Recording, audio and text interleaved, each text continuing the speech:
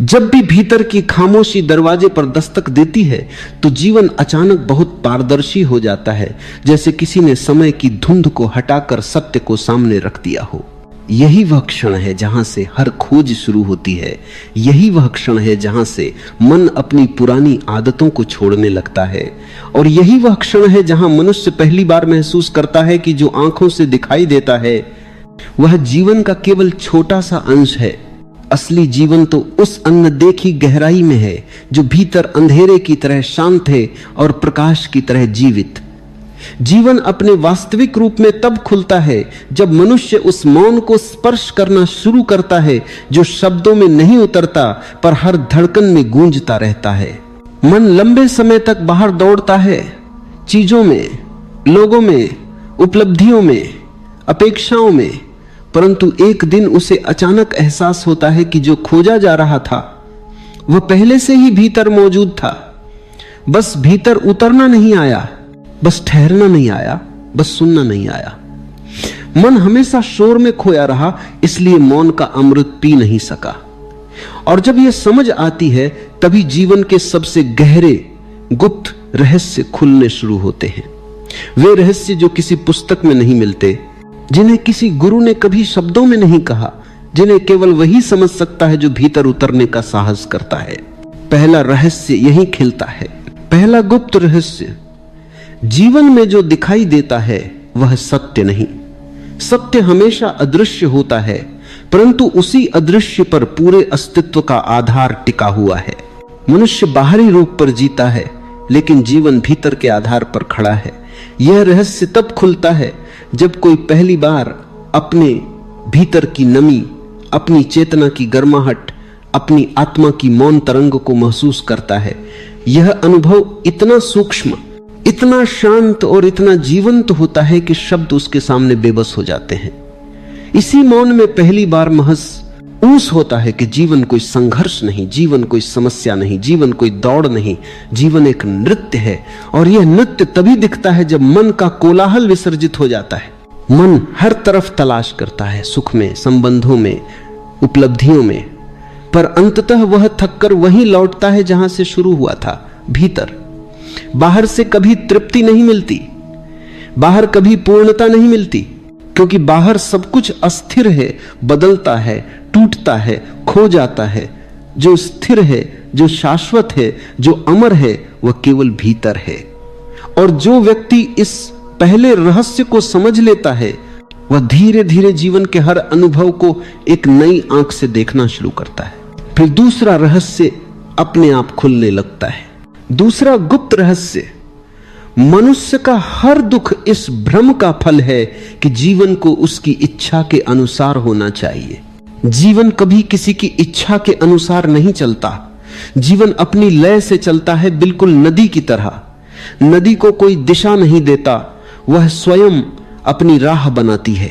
लेकिन मनुष्य नदी को मोड़ना चाहता है, रोकना चाहता है, अपनी शर्तों पर बहाना चाहता है। और जब ऐसा नहीं होता तब खूब पैदा होता है, विरोध पैदा होता है, पीड़ा पैदा होती है। वास्तव में दुख का कारण घटना नहीं होती, बल्कि हमारी अपेक्षा होती है। हम जीवन पर अपनी आकृतियां थोपते हैं, अपने सपने, अपनी तयशुदा राहें, और फिर जीवन किसी और दिशा में बहता है और हम व्याकुल हो जाते हैं। लेकिन जिसने जीवन के इस रहस्य को समझ लिया वह सब कुछ स्वीकार करने की कला सीख लेता है। विरोध की जगह प्रवाह, संघर्ष की जगह समर्पण, भय की जगह विश्वास और अधीरता की जगह है प्रतीक्षा।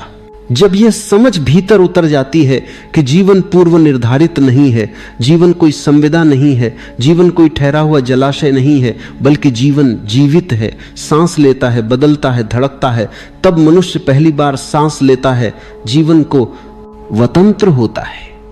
और इस स्वतंत्रता में एक शांत आनंद जन्म लेता है। वह आनंद जो बाहरी परिस्थितियों पर नहीं टिका, बल्कि भीतर की स्वीकृति से जन्मा है। हृदय जब विरोध छोड़ देता है तब वह खुलने लगता है।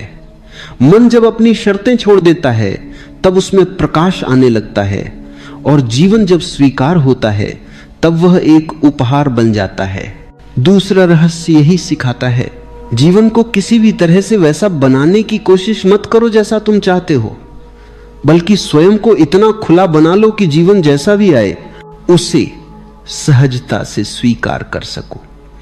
यह समझ मनुष्य को दुख से मुक्त कर देती है, क्योंकि दुख हमेशा अपेक्षाओं की जड़ों में उगता है। इन दो रहस्यों को समझने के बाद मनुष्य पहली बार एक नई यात्रा की शुरुआत करता है। वह बाहर से भीतर की ओर संभलता है, वह सतह से गहराई की ओर बढ़ता है, वह अनजाने में से परिचित को पहचानने लगता है। और जब भीतर का द्वार थोड़ा सा खुलता है तो तीसरे रहस्य की खुशबू आने लगती है, एक ऐसी खुशबू जो अपने में ही नई दिशाओं का संकेत देती है। इन दो गुप्त बातों को अगर कोई सच में समझ ले तो उसका पूरा जीवन बदल सकता है। लेकिन यात्रा अभी शुरू ही हुई है, 5 और रहस्य अभी बाकी है। 5 ऐसे द्वार जो चेतना को और गहराई में ले जाते हैं, जहां जीवन धीरे धीरे एक तप्त लौ की तरह जलने लगता है, जहां मनुष्य स्वयं के अस्तित्व को महसूस करने लगता है, जहां मौन संगीत बन जाता है और हर सांस ध्यान बन जाती है। जब भीतर कोई हल्की सी रोशनी जलती है तो बाहरी अंधकार अचानक अपना महत्व खो देता है। जैसे दुनिया बदल नहीं जाती, पर उसे देखने वाली दृष्टि बदल जाती है। यहीं से तीसरे रहस्य का द्वार खुलता है, क्योंकि यह वही स्थान है जहां व्यक्ति पहली बार महसूस करता है कि जीवन को बदलने की जरूरत नहीं होती, केवल चेतना को बदलने की जरूरत होती है। जब दृष्टि बदलती है तो वही पुराना संसार अचानक बहुत नया, बहुत ताजा, बहुत जीवित दिखाई देने लगता है। जो आंखें नींद में थीं वही जाग उठती हैं, और जो संसार ठहरा हुआ लगता था वही चलने लगता है। हर तरफ एक सूक्ष्म स्पंदन, एक गहरा नृत्य, एक अदृश्य संगीत सुनाई देने लगता है। तीसरा गुप्त रहस्य, सबसे बड़ा कारागार मन है और सबसे बड़ी स्वतंत्रता मन से परे उठना है। बाहरी दुनिया कभी मनुष्य को बांध नहीं सकती, असली बंधन हमेशा भीतर से जन्म लेते हैं। मन अपने विचारों से दीवारें बनाता है, यह सही है, यह गलत है, यह मेरा है, यह पराया है, यह होना चाहिए, यह नहीं होना चाहिए, यह स्वीकार्य है, यह अस्वीकार्य है। यह दीवारें अदृश्य होती हैं, पर इतने मजबूत कि मनुष्य पूरी जिंदगी इन्हीं के भीतर कैद रहता है। और विचित्र बात यह है कि मन कभी स्वीकार नहीं करता कि ये दीवारें उसी ने बनाई हैं। मन हमेशा बाहर को दोषी ठहराता है, परिस्थितियों को, लोगों को, स्थितियों को, पर वास्तविक कैद खाना मन स्वयं बनाता है। जब कोई व्यक्ति पहली बार भीतर झांक कर देखता है तो उसे दिखाई देता है कि जीवन में जितनी बेड़ियां हैं वे सब विचारों की बनी हैं। विचार ही भय पैदा करते हैं, विचार ही लालसा पैदा करते हैं, विचार ही असुरक्षा पैदा करते हैं, विचार ही भ्रम पैदा करते हैं। और जब विचारों का यह जाल बहुत घना हो जाता है तब मनुष्य अपने ही बनाए हुए जाल में फंस जाता है। सोचता है कि कोई बाहर से आकर उसे मुक्त करेगा, कोई गुरु, कोई शक्ति, कोई घटना, कोई चमत्कार, पर ऐसा कभी नहीं होता, क्योंकि बंधन बाहर नहीं है। जो भीतर बनाया गया है वह भीतर ही टूट सकता है। इसीलिए तीसरा रहस्य यह बताता है कि सबसे पहले मन से दूरी बनानी होगी, विचारों से पहचान हटानी होगी।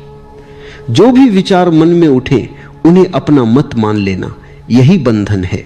जब विचार आते जाएं और तुम केवल गवाह बन जाओ तब पहली बार स्वतंत्रता का स्वाद मिलता है। यह स्वतंत्रता बहुत सूक्ष्म होती है, परंतु इतनी शक्तिशाली कि मनुष्य के पूरे जीवन की दिशा बदल जाती है। यह ऐसा लगता है जैसे कोई भारी वजन अचानक कंधों से उतर गया हो, जैसे हवा अचानक हल्की हो गई हो, जैसे भीतर कोई नया आकाश खुल गया हो। जब विचारों का शोर थोड़ा शांत होता है तब मनुष्य पहली बार खुद को सच में सुन पाता है, और जो भीतर से सुना जाता है वह हमेशा पूर्ण होता है, शांति से भरा होता है, किसी भी प्रकार के संघर्ष से मुक्त होता है। यही वह क्षण है जब चौथे रहस्य की खुशबू भीतर फैलने लगती है। चौथा गुप्त रहस्य, जीवन का सबसे बड़ा खजाना भीतर है और उसे पाने की एकमात्र चाबी है वर्तमान में जीना। मनुष्य अपनी पूरी जिंदगी वर्तमान से भागता रहता है। या तो वह अतीत में जीता है जहां यादें हैं, जहां पछतावे हैं, जहां दुख की छायाएं हैं, या वह भविष्य में जीता है जहां सपने हैं, कल्पनाएं हैं, चिंताएं हैं, असुरक्षाएं हैं। और इस दौड़ में वर्तमान छूट जाता है। वही वर्तमान जिसमें जीवन जीवित है, वही वर्तमान जिसमें सत्य है, वही वर्तमान जिसमें जागृति है। अतीत अब अस्तित्व में नहीं है, वह केवल स्मृति के रूप में बचा है। भविष्य अभी आया नहीं है, वह केवल कल्पना के रूप में है। लेकिन मनुष्य वर्तमान से इतना डरा हुआ है कि वह उसे पकड़ नहीं पाता। वर्तमान में रहना कठिन लगता है, क्योंकि वर्तमान में ही सच्चाई है और सच्चाई से सामना करना आसान नहीं होता। मनुष्य चाहता है कि सच्चाई वैसी हो जैसी वो उम्मीद करता है, लेकिन जीवन कभी उम्मीदों के अनुसार नहीं चलता। इसीलिए मन अक्सर अतीत और भविष्य में शरण लेता है। वहीं उसे आराम मिलता है, वहीं उसे परिचय मिलता है। लेकिन जो व्यक्ति यह समझ लेता है कि जीवन केवल वर्तमान में ही है, वह धीरे धीरे अतीत के बोझ को छोड़ देता है और भविष्य की चिंता को भी। और जब यह बोझ उतरता है तब मन अचानक बहुत हल्का हो जाता है। हल्के मन में ही ध्यान उतरता है, हल्के मन में ही मौन खिलता है। वर्तमान में जीना कोई तकनीक नहीं है, यह समझ का परिणाम है। जब समझ आती है कि वर्तमान ही जीवन है, तब व्यक्ति स्वयं ही वर्तमान में टिकने लगता है। वर्तमान में टिकना वैसा है जैसे आंखें खुली हों और व्यक्ति पहली बार देख रहा हो। पेड़, आकाश, हवा, धूप, लोगों के चेहरे, अपनी सांसें, सब कुछ बहुत नया, बहुत ताजा, बहुत जीवित लगता है। वर्तमान व्यक्ति को उसी क्षण में शांति देता है, उसी क्षण में शक्ति देता है, उसी क्षण में आनंद देता है। आनंद कभी कल में नहीं आता, आनंद कभी कल में नहीं आएगा, क्योंकि आनंद किसी घटना का परिणाम नहीं है। आनंद तो वही है जो भीतर पहले से मौजूद है, बस वर्तमान में होने पर वह अपने आप खिलने लगता है। जो व्यक्ति वर्तमान में जीना सीख लेता है, वह धीरे धीरे मन से दूरी बना लेता है, विचारों के ऊपर उठ जाता है। और यह वही स्थान है जहां तीसरा और चौथा रहस्य मिलकर चेतना को और गहराई में ले जाने लगते हैं। ये दोनों रहस्य मनुष्य के जीवन को एक नई दिशा देते हैं, जहां हर क्षण ध्यान बन जाता है, हर सांस एक अनुभव बन जाती है, हर कदम एक यात्रा बन जाता है। जब व्यक्ति वर्तमान में होता है तो वह किसी भी परिस्थिति से लड़ता नहीं, विरोध नहीं करता, बल्कि उसे देखता है, उसे समझता है, उसे स्वीकार करता है। और समझ व स्वीकार से ही बदलाव की शुरुआत होती है। वर्तमान ऐसा दर्पण है जिसमें व्यक्ति अपने वास्तविक स्वरूप को देख सकता है। और जब कोई स्वयं को साफ साफ देख लेता है, तब जीवन में भ्रम के लिए कोई स्थान नहीं रह जाता। आज की दुनिया में लोग हजारों चीजें सीखते हैं, हजारों तकनीकों का उपयोग करते हैं, हजारों दिशाओं में भागते हैं, लेकिन वर्तमान में जीने की कला यदि सीख ली जाए तो सारी दिशाएं स्वयं स्पष्ट हो जाती हैं। क्योंकि वर्तमान मनुष्य को केंद्र देता है, स्थिरता देता है, स्पष्टता देता है। और जब व्यक्ति केंद्रित हो जाता है, तब वह किसी भी तूफान में भी शांत रह सकता है। तीसरा और चौथा रहस्य मिलकर मनुष्य के आंतरिक परिवर्तन की नींव रखते हैं। और जब यह नींव मजबूत हो जाती है, तब पांचवा और छठा रहस्य बहुत सहजता से खुलने लगते हैं। जैसे कोई बंद फूल अचानक धूप पाकर खिल जाए, जैसे कोई स्थिर नदी अचानक बहने लगे, जैसे कोई सोया हुआ गीत अचानक स्वर पाले। लेकिन उनके लिए तैयार होना जरूरी है, क्योंकि आगे जो आने वाला है वह चेतना की और भी गहरी परतों को छूता है। जब भीतर का आकाश थोड़ा सा साफ होता है, तो जीवन में ऐसी पारदर्शिता उतरती है कि अस्तित्व के सूक्ष्म संकेत भी सुनाई देने लगते हैं। जैसे कोई धीरे धीरे बुला रहा हो, जैसे कोई अनदेखी दिशा में रास्ता खुल रहा हो। और यह वह क्षण होता है जहां मनुष्य अपनी यात्रा के मध्य बिंदु पर पहुंचता है। न वापस लौटना संभव है, न आगे बढ़ना कठिन। सब कुछ जैसे रुका हुआ, स्थिर, शांत, पर भीतर एक हलचल भी, एक ऐसी हलचल जो किसी भीड़ की नहीं, किसी विचार की नहीं, किसी इच्छा की नहीं, ये उस मौन तरंग की हलचल है जो जागने लगी है, जो भीतर से बुला रही है कि और गहराई में उतर जाओ, जहां पांचवां रहस्य अपने पूरे वैभव के साथ प्रतीक्षा कर रहा है। पांचवां रहस्य बहुत सूक्ष्म है, पर मनुष्य के जीवन की दिशा को बदल देता है। पांचवां गुप्त रहस्य, जो कुछ भी जीवन में मिले उसे प्रतिरोध के बिना स्वीकार करना सीख लो, क्योंकि जो विरोध में है वह दुख में है, और जो स्वीकार में है वह स्वतंत्रता में है। मन बड़े चतुर तरीके से विरोध करता है, कभी चुपचाप, कभी तीखे ढंग से, कभी अपने तर्कों के सहारे, कभी डर के सहारे। मनुष्य सोचता है कि वह जीवन से लड़कर, परिस्थितियों से लड़कर, दुनिया को बदलकर कुछ पा लेगा, लेकिन जितना वह लड़ता है उतना ही टूटता है। जीवन के साथ लड़ाई कभी जीत में नहीं बदलती, क्योंकि जीवन कोई शत्रु नहीं है जिस पर विजय पाई जाए।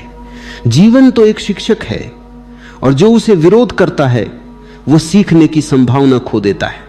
स्वीकार का अर्थ हारना नहीं है, स्वीकार का अर्थ है इस बात को पहचानना कि जीवन जैसा अभी है वही सत्य है। इसी क्षण में सत्य मौजूद है, न कल में, न कल आने वाले किसी क्षण में। यदि इस क्षण को स्वीकार कर लिया जाए तो व्यक्ति जीवन के साथ एक तालमेल में आ जाता है, जैसे कोई नर्तक संगीत के साथ मिल जाए, जैसे कोई नदी किनारों के साथ मिलकर सहज बहने लगे। स्वीकार भीतर एक गहरा दरवाजा खोलता है, वह दरवाजा जहां मन समर्पित होता है और अस्तित्व सक्रिय होता है। यहां मन की जिद टूट जाती है, और जब जिद टूटती है तो भीतर एक अप्रत्याशित शांति का जन्म होता है। वह शांति किसी प्रयास का परिणाम नहीं होती, वह शांति तो पहले ही भीतर थी, बस जिद ने, प्रतिरोध ने, तनाव ने उसकी राह रोक रखी थी। स्वीकार करने वाला व्यक्ति जीवन की हर दिशा में सुंदरता खोज लेता है। दुख आता है तो वह उसमें भी एक संदेश सुनता है, सुख आता है तो उसमें भी एक संकेत पाता है। वह जीवन की हर स्थिति को एक शिक्षक की तरह देखता है, और यह देखने की कला उसे हर परिस्थिति में स्थिर रहने की क्षमता देती है। विरोध में मन कठोर हो जाता है, स्वीकार में मन मुलायम हो जाता है, और मुलायम मन ही जीवन के सत्य को ग्रहण कर सकता है। कठोर मन टूटता है, मुलायम मन झुकता है और बचा रहता है। इसी मुलायमपन से एक नई यात्रा शुरू होती है, और वही यात्रा सीधे छठे रहस्य की तरफ ले जाती है। छठा रहस्य उन लोगों पर खुलता है जिन्होंने स्वीकार की कला सीख ली है। छठा गुप्त रहस्य, जो कुछ भी तुम दूसरों को देते हो वही कई गुना होकर लौटता है। जीवन हमेशा वही प्रतिबिंबित करता है जो भीतर है। यह नियम इतना गहरा है कि मनुष्य से अक्सर चूक जाता है। वह सोचता है कि दूसरों का व्यवहार उसके प्रति तय करेगा कि उसे क्या मिलेगा, लेकिन वास्तव में अस्तित्व का नियम उल्टा है। जो भीतर है वही बाहर बन जाता है। जो भीतर प्रेम है, बाहर वही प्रेम की तरंग बनकर लौटता है। जो भीतर कड़वाहट है वही बाहर कड़वाहट बनकर सामने आती है। जो भीतर भय है वही बाहर परिस्थितियों में भय के रूप में खड़ा दिखाई देता है। मनुष्य अक्सर यह भूल जाता है कि दुनिया कोई अलग वस्तु नहीं है। दुनिया तो उसकी अपनी चेतना का प्रतिबिंब है। जैसे पानी में चंद्रमा दिखता है, पानी शांत हो तो चंद्रमा साफ दिखता है, पानी अशांत हो तो चंद्रमा भी टूट टूट कर दिखाई देता है। चंद्रमा नहीं टूटता, केवल प्रतिबिंब टूटता है। इसी तरह अस्तित्व नहीं बदलता, केवल मनुष्य की दृष्टि बदलती है। उसका भीतर बदलता है और बाहर वही झलकने लगता है। यदि कोई व्यक्ति भीतर प्रेम को पालता है, भीतर करुणा को सहेजता है, भीतर शांति को जगह देता है, तो इसकी तरंगें बाहर तक फैलती हैं, और जो तरंगें बाहर जाती हैं वही तरंगें वापस लौटकर उसी के जीवन को स्पर्श करती हैं। यह नियम इतना निश्चित है कि इसमें कोई चूक नहीं होती, लेकिन यह नियम तब तक काम नहीं करता जब तक व्यक्ति भीतर से ईमानदार न हो। यदि वह भीतर कड़वाहट रखे और बाहर प्रेम का अभिनय करे तो अस्तित्व अभिनय से प्रभावित नहीं होता। अस्तित्व सिर्फ सच को पहचानता है, और सच यह है कि जो भीतर है वही बाहर बनता है। छठा रहस्य जीवन को एक नए आयाम में ले जाता है, क्योंकि जैसे ही व्यक्ति समझता है कि जो वह अपने भीतर बोता है वही वह विश्व में देखेगा, वह सावधान हो जाता है। वह अपने विचारों को देखता है, अपनी भावनाओं को देखता है, अपने इरादों को देखता है, और धीरे धीरे वह अपने भीतर एक नया उद्यान बनाता है, प्रेम का, मौन का, सहजता का, करुणा का। और जब भीतर ऐसा उद्यान खिला हो तो बाहरी दुनिया भी सुगंध से भर जाती है। यह समझ केवल दर्शन नहीं है, यह एक गहरा प्रयोग है। जो व्यक्ति इस प्रयोग को करेगा कि वह भीतर हर क्षण प्रेम से भरा रहे, शांति से भरा रहे, वो देखेगा कि लोग, परिस्थितियां, घटनाएं सब बदलने लगते हैं।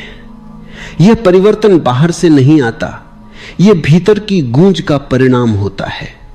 जैसे कोई वीणा के तारों को छू दे और वही कंपन चारों ओर संगीत की लहरें फैला दे, वैसे ही भीतर जो तरंगें उठती हैं वही दुनिया में संगीत बनकर लौटती हैं। छठा रहस्य मनुष्य को यह समझ देता है कि वह अपने जीवन का निर्माता स्वयं है।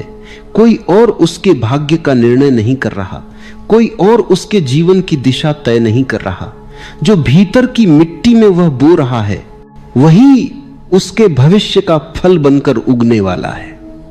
और जब व्यक्ति यह समझता है तो वह अपने भीतर को इतना पवित्र बनाने में जुट जाता है कि बाहर का हर अनुभव उसके साथ सामंजस्य में आ जाए।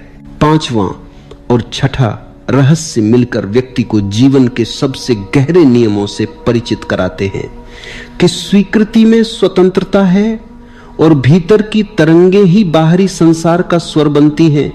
और जब यह दोनों रहस्य किसी के हृदय में उतर जाते हैं तब जीवन में एक ऐसी सादगी आ जाती है जो साधारण नहीं बल्कि अत्यंत सुंदर, अत्यंत मौन, अत्यंत जागरूक होती है। यह वह सादगी है जो न टूटती है, न डिगती है, न परिस्थितियों के साथ बदलती है। यह भीतर का केंद्र है और इस केंद्र पर टिककर व्यक्ति किसी भी तूफान में शांति से खड़ा रह सकता है। अब केवल एक रहस्य शेष है, सबसे गहरा, सबसे मौन, सबसे अंतिम। वह सातवां रहस्य पूरी यात्रा को पूर्ण करता है। वह चेतना के द्वार को अंतिम बार खोलता है, वहां जहां मन का अंत होता है और अस्तित्व का आरंभ। जीवन में एक ऐसा क्षण आता है जब बाहरी खोज अचानक रुक जाती है और भीतर एक धीमी सी खामोशी उठने लगती है। उस खामोशी में कोई आवाज नहीं, कोई शब्द नहीं, कोई आकृति नहीं, फिर भी वही खामोशी सब कुछ कहना शुरू कर देती। यही वह क्षण है जहां मनुष्य की पूरी यात्रा एक निर्णायक मोड़ पर पहुंचती है। सभी प्रश्नों का भार, सभी संघर्षों का शोर, सभी इच्छाओं का बोझ, सब मानो धीरे धीरे पिघलने लगता है। यह पिघलना किसी प्रयास का परिणाम नहीं होता, यह तब होता है जब व्यक्ति अपने भीतर इतनी दूर आ चुका हो कि अब खोजने को कुछ बचा ही न हो। यह वह स्थान है जहां अंतिम रहस्य अपने आप खुलता है, बिना किसी द्वार, बिना किसी कुंजी, बिना किसी प्रयास के। सातवां गुप्त रहस्य, भीतर का मौन ही अंतिम सत्य है और वही व्यक्ति को स्वयं से, जीवन से, अस्तित्व से और अनंत से जोड़ता है। मनुष्य जीवन भर शब्दों के पीछे भागता है, ज्ञान के शब्द, धर्म के शब्द, विज्ञान के शब्द, मनोविज्ञान के शब्द। वह सोचता है कि शायद किसी विशेष शब्द में, किसी विशेष शास्त्र में, किसी विशेष शिक्षा में, किसी विशेष वाक्य में उसके प्रश्नों का उत्तर छुपा है। लेकिन अंत में वह समझता है कि शब्द जितने सुंदर हों उतने ही अपूर्ण हैं। शब्द मार्ग दिखा सकते हैं, मंजिल नहीं। शब्द दिशा दे सकते हैं, अनुभव नहीं। शब्द जानकारी दे सकते हैं, जागृति नहीं। और जब यह समझ गहरी हो जाती है तब व्यक्ति शब्दों से परे जाने लगता है। वह अब अपने भीतर उस ध्वनि को सुनना शुरू करता है जो किसी भी भाषा का हिस्सा नहीं है। वह मौन को सुनना शुरू करता है। यह मौन कोई खालीपन नहीं है, यह वह ऊर्जा है जिसमें सृष्टि जन्म लेती है। यह वह गहराई है जिसमें सब कुछ समाया हुआ है और यह वह द्वार है जिसमें से होकर ही चेतना अपनी पूर्णता में प्रवेश कर सकती है। मौन सूना नहीं है, मौन तो भरा हुआ है। मौन में इतनी गहराई है कि मनुष्य का पूरा अस्तित्व उसमें खो जाए और फिर भी मौन असीम बना रहे। मौन में एक ऐसी स्थिरता है जो किसी पर्वत की तरह है, अचल, दृढ़, शांत। मौन में एक ऐसा संगीत है जिसमें कोई सुर नहीं, पर फिर भी उसकी तरंगें भीतर तक उतर जाती हैं। मौन में एक ऐसी खुशी है जो किसी कारण से नहीं आती, वो अपने आप आती है, बिना शर्त, बिना किसी उपलब्धि के। सातवां रहस्य इसीलिए सबसे महत्वपूर्ण है क्योंकि यह सभी राहों का अंतिम पड़ाव है। चाहे कोई ध्यान से गुजरे, चाहे प्रेम से गुजरे, चाहे जागरूकता से गुजरे, चाहे सत्य की खोज से, अंततः हर मार्ग मौन पर आकर ही रुकता है। मौन ही वह स्थान है जहां मन खो जाता है और अस्तित्व प्रकट हो जाता है, जहां व्यक्तित्व टूट जाता है और असली स्वरूप चमक उठता है।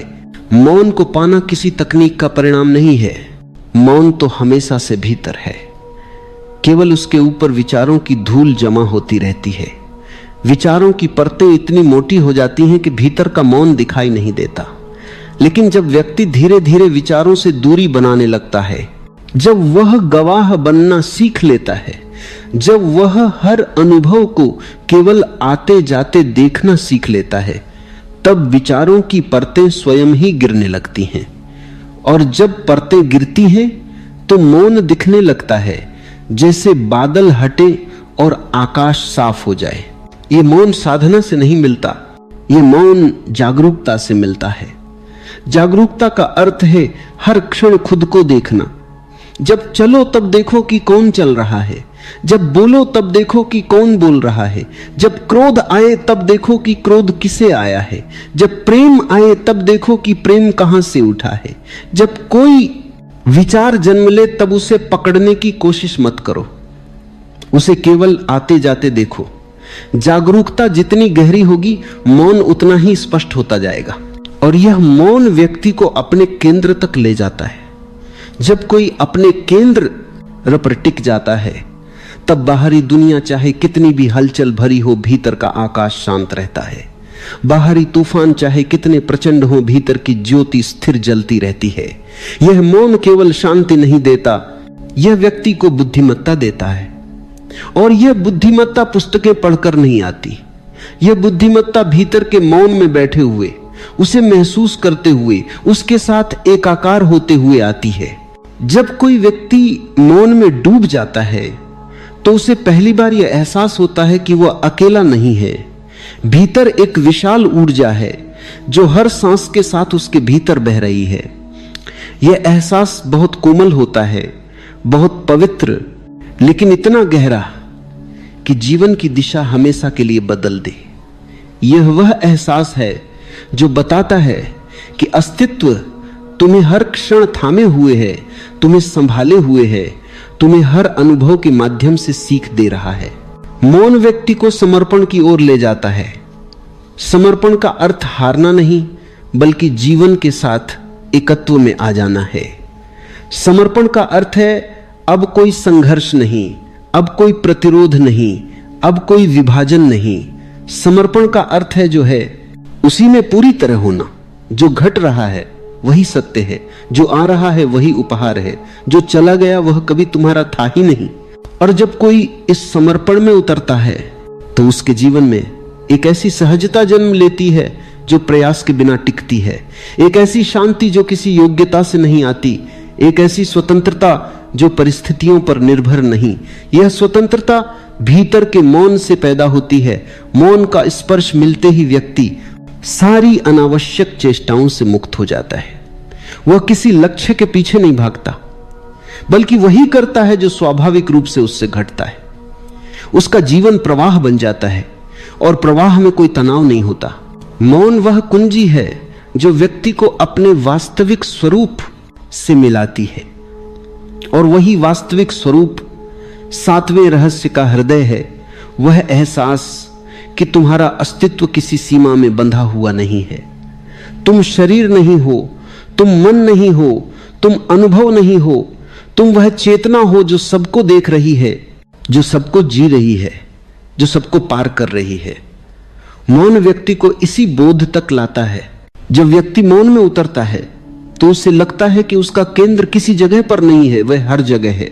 वह पेड़ों में भी है, हवाओं में भी है, आकाश में भी है और भीतर की धड़कनों में भी। उस क्षण व्यक्ति अलग नहीं रहता, वह एक हो जाता है। यह एकत्व ही अंतिम रहस्य है। जो इसे जान लेता है उसका जीवन फिर पहले जैसा नहीं रहता। सातवां रहस्य केवल समझने की चीज नहीं, यह जीने की चीज है। इसे शब्दों में जितना भी कहा जाए यह हमेशा अधूरा रहेगा, लेकिन जो इसे अनुभव कर लेता है उसकी यात्रा पूर्ण हो जाती है। वह अब खोजने नहीं निकलता, क्योंकि जिसे वह खोज रहा था वह हमेशा से उसके भीतर था। मौन के इस अनुभव में वह पाता है कि जीवन कभी बाहर नहीं था, जीवन तो उसी के भीतर घट रहा था। अर्थ भी भीतर था, दिशा भी भीतर थी, सत्य भी भीतर था। अब कोई प्रश्न नहीं बचता, क्योंकि प्रश्न मन के होते हैं और मौन वहीं से शुरू होता है जहां मन समाप्त होता है। अब कोई भय नहीं बचता, क्योंकि भय भविष्य का होता है और मौन वर्तमान में जिया जाता है। अब कोई दुख नहीं बचता, क्योंकि दुख प्रतिरोध से आता है और मौन पूर्ण स्वीकार का नाम है। अब कोई भ्रम नहीं बचता, क्योंकि भ्रम विचारों से पैदा होते हैं और मौन विचारों के परे है। यही सातवां रहस्य है, अंतिम, संपूर्ण पूर्णता से भरा हुआ, और वही पूरी यात्रा का सार है। यहां आकर व्यक्ति रुक जाता है, क्योंकि यहां आकर व्यक्ति पहुंच जाता है। यहां खोज समाप्त होती है, क्योंकि यहां खोज का अर्थ ही समाप्त हो जाता है।